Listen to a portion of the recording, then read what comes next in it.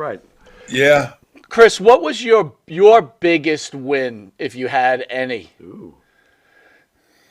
When I wrestled Art Washington, this was up in La Crosse, Wisconsin.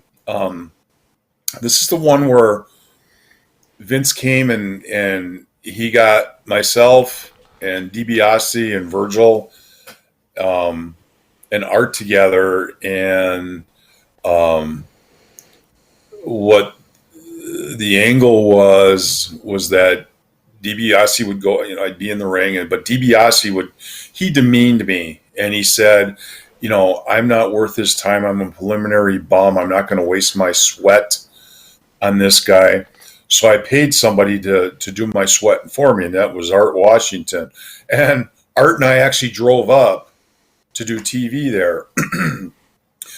So I beat Art in about a minute and a half, and then they stomped the crap out of Art. But that was my win, my only win ever, for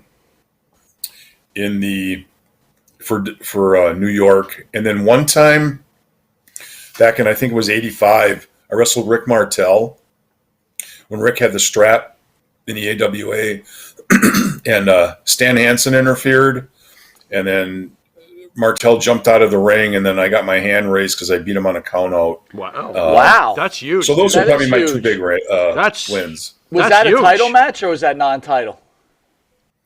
It was a non-title match. Right. But people in the audience were yelling, "New champ, new champ!" And I'm There you go. putting my hands across the waist like I'm gonna, like I should get the belt. And You should. and, You should. It was pretty cool. What's that? I said you should get the belt. No. Jeez. I know. You know what? And what's really funny is around 30 years before that, they used to, on a count out, the guy would lose the title. Right. Really? Those are the old rules. Way back. Did not know that. Yeah. Way back. Yeah. Yep. Chris, what is it? I'm curious. Being, obviously the jobber, the job man, behind the scenes, are the guys that are above you on the card? Let's say you're all at the bar, all of yous. And are the guys above you on the card like believe in their own hype? Are they dicks to people who are just, as a general rule, that are lower than them on the card? Is it like that? Some of them. Road Warriors were. Road Warriors. Paul Ellering was. Wow. Okay. And here's the crazy thing, you guys. I was when I first started out in the AWA, and I'm not afraid to name names because I don't care. Mm-hmm. So what are they going to do? Nothing. Go for it. Try to kick my ass? Go for it. I mean, where do you want to meet? You fought a bear. Studio, and so. But I wrestled Paul a lot my first year in 1979. Him and Steve Olsenowski, and Paul was a great guy. And then they came to Green Bay. He was managing the Road Warriors. It was a tag, a 6-man or something like that. I said, "Hey, Paul, how you doing?" He just looked at me and walked away. Wow. And some guys, their heads get so big, it's like, why? There's no reason for it. I mean, this is, I don't get it. It just, there were a few of them. When I went to, can I stop you there 1 second? Yeah. Give me an interaction between the job man and Hawk and Animal at a bar or wherever else where they just treated disrespectfully. Hey guys, how you doing? Chris Curtis, I wrestled for Vern, and I wrestled. I refereed your match tonight. How's it going? I think Joe Animal okay. would have been. He was probably the nicer of the two. That's good to hear.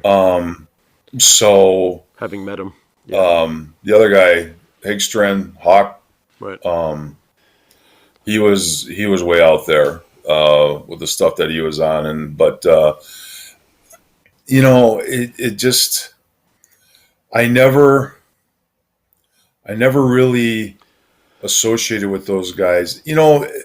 I'm going to tell you the nicest guys that always stayed really nice, even though they really made it big, were Hogan and Jesse.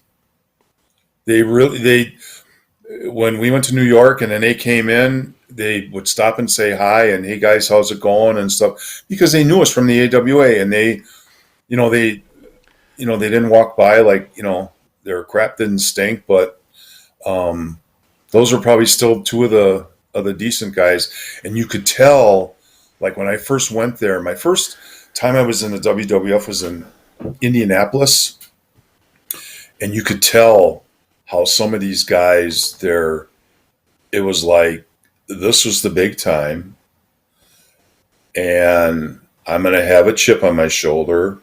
My ego has gotten 5 times bigger, and two other guys that were really decent yet too were Shawn Michaels and Marty Jannetty. They were still really cool. So, and I heard guys have problems with Shawn over the years, but we never had a problem. But let me. But I don't this business, like I told you guys, this is pretend. This is kind of like give and take. Like you guys give and take with each other.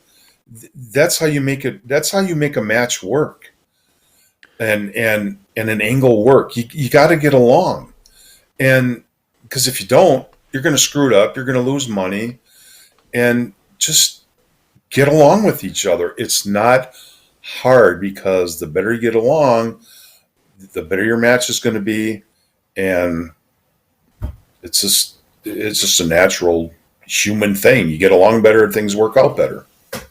Jason Morning's asking, did you ever get a chance to work with Bruiser Brody? Yes, in St. Louis. Bruiser was Frank. What he used to do is he was scary as hell because he was so big. But he came up and he said, "If I don't talk to you afterwards, thank you very much." Shook your hand, and then you went out and you did your match, and then you just sold big time for him.